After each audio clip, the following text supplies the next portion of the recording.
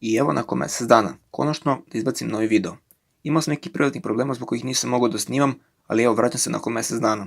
Provalio sam da mi kanal raste mnogo brže dok ne snimam, tako da u trenutku da pravim ovu skriptu imam 440 subscribera. U prošlom klipu postavio sam komentar, anketu, gde ste mogli da glasate šta želite da sljedeći video i mislim da ću to budući stavljati, jer tako najbolje vidim što u stvari želite da snimam. Na prošloj anketi pitao sam vas za kog lika želite da uradim analizu, a Merlin je i više nego ubedljivo odnela pobedu, a na drugom mjestu nalazi se Miles, tako da ću njegovu analizu napraviti za neki od narednih klipova. Pa da počnemo sa temom klipa.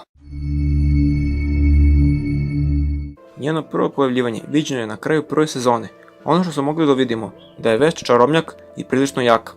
Njen greh je greh proždrljivosti, a Secret Treasure je mala kugla zvana Aldan, koja svugdje ide sa njom. Ta kugla je omogućuje mnogo stvari, a jedna od njih je da može čak i svoju dušu da prebaci u tu kuglu, kao što smo mogli da vidimo u borbi sa Galandom. Ono što je zapravo zanimljivo kod ove kugle je njeno puno ime, Morning Star Aldan.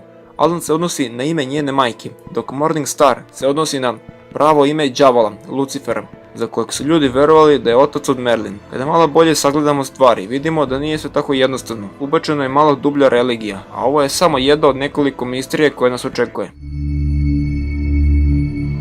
Rečeno je da grupa Seven Deadly Sins posjeduje 7 različitih rasa.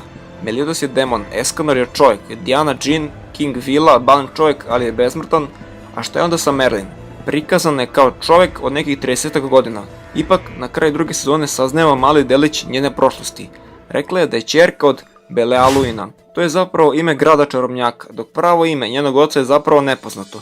Vidjeli smo ga u jednom chapteru, ali o tome ću nešto kasnije. Upravo u gradu čarobnjaka, čarobnjaci su pokušavali da od magije naprave nešto poput čoveka, koji bi naravno imao ogromnu snagu i tako je nastala Merlin. Pošto se u njenoj snazi pročulo Demon King i Supreme Deity su je htjeli na svojoj strani, jer su mislili da bi ona mogla da im pomogne u dugogodišnjem ratu. A zato je Merlin od Supreme Deity dobila moć da je imuna na sve kletve i moći zapovesti, dok je od Demon Kinga dobila detaljnije informacije o svim tajnim umetnostima i misterijama podzemlja, također zaštitu od kontrole uma Goddess klana.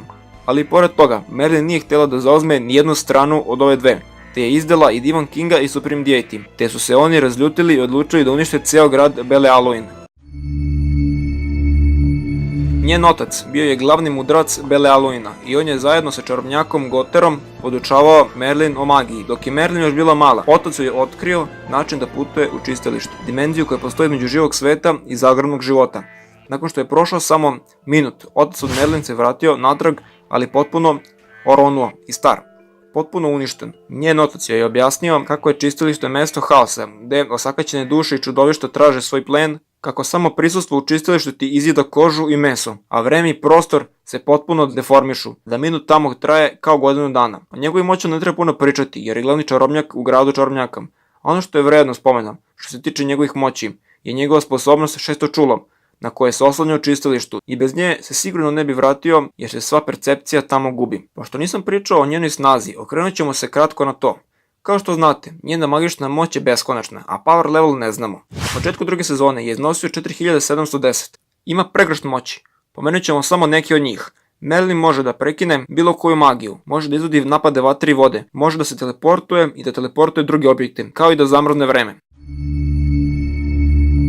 Na kraju druge sezone su saznali da Merlin nije njeno pravo ime, a u mangi saznajemo da žena koju vidimo u animeu nije prava ona. To je samo lik koji koristi kako bi se prilagodila ostalima. Zapravo ona je mala devojčica. A zašto je to tako kada ima preko 3000 godina? Odgovor je verovatno zato što ima moć da prekine starenje. U njenoj mladosti, spletom okolnosti, upoznala je Meliodasa i Elizabeth. Još od tada je postala jako bliska sa njima.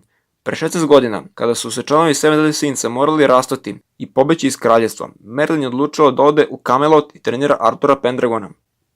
I to je to ljudi, nadam se da nešto nisam zaboravio. Sljedeću analizu likova radim za Maela, a pre toga ću vjerojatno izbaciti neki video nevezano za Seven Deadly Sins, pa se nadam da ćete i to podržati. To je bilo to od ovog klipa, maksimalno sam se potrudio da ovo uradim kako treba, tako da bi mi značilo da ostavite like i ako niste da se subscribe-ujete, a mi se vidimo u sljedećem klipu.